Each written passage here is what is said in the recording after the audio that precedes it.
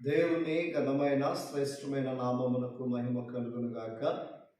మీ అందరికీ కూడా మా అనుదిన ప్రార్థన కార్యక్రమం ద్వారా ప్రత్యేక వందనాలు శుభాలు తెలియజేస్తున్నాం.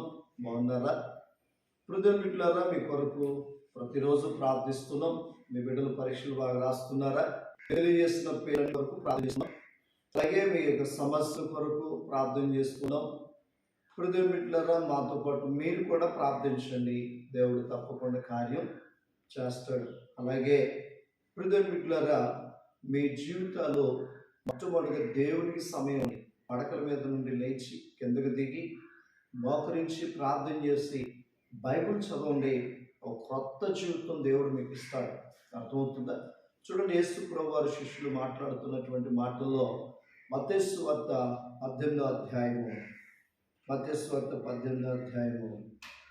3వ వచనం, మీరు మార్పు నుండి బిడ్డల వంటి వారైతేనే గాని పరలోక రాజ్యంలో ప్రవేశింపరని మీతో నిశ్చయముగా చెప్పుచున్నాను.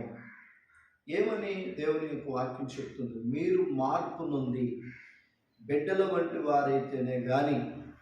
ఎలాగంట? ఒక చిన్న బిడ్డను తీసుకొచ్చి యేసు ప్రభు వారు శిష్యులు ఎదుటి పెట్టి, ఈ చిన్న బిడ్డల వంటి వారైతేనే కానీ పరలోక రాజ్యంలో ప్రవేశింపురని మీతో నిశ్చయముగా చెప్పుచున్నాను అని. మీరందరూ కూడా పౌలు వలె, ఎలీషా వలె, ఏలియా వలె, ఇంకొకరి వలె అయ్యా అని ప్రార్థన చేస్తున్నారు. మంచిదే కదని నేను అంటున్నా. కానీ పరలోక రాజ్యంలో ప్రవేశించాలంటే నువ్వేమవ్వాలి?